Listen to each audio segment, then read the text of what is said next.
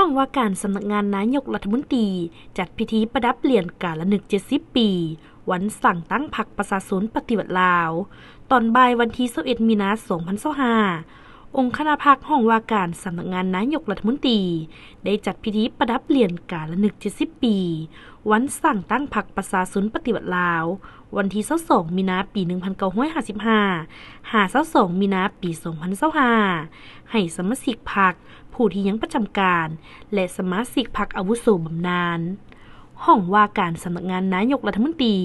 โดยให้เกียรติเข้าร่วมของสหายบัวคงนามวงศ์กรรมการศูนย์กลางพรรคเลขาคณะบริหารงานพรรครัฐมนตรี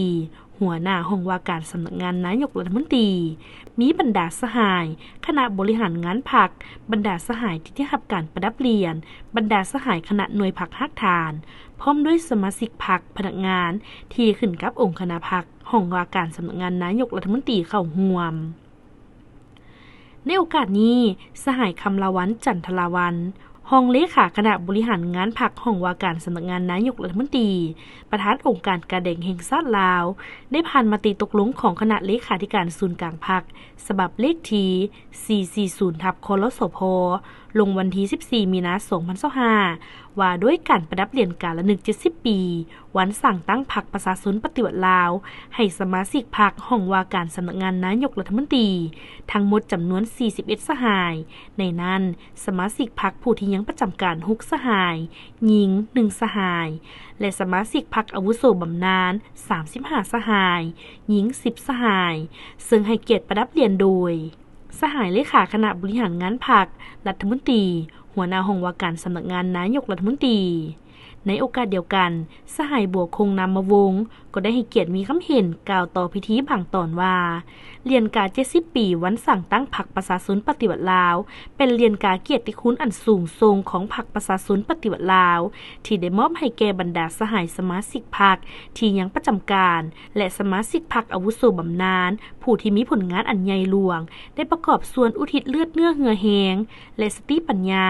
เข้าในภารกิจของพรรคการปฏิวัติและประเทศชาติในสมัยต่อสู่กู้ชาติต้านจักรพรรดิลาเมืองขึ้นผู้หุกหานเพื่อปลดปล่อยประเทศชาติกอบกู้เอาความเป็นเอกราชและอิสรภาพมาให้ประชาชนลาวบรรดาเผ่ารวมทั้งได้สืบต่อประกอบส่วนเข้าในภารกิจปกปักรักษาและสร้างสาพัฒนาประเทศชาติเป็นแบบอย่างอันประเสริฐแก่หุ่นสืบทอดการประดับเหรียญการละนึก70 ปีครั้งนี้เป็นการแสดงให้เห็นถึงความรู้บุญคุณอย่างสุดซึ้ง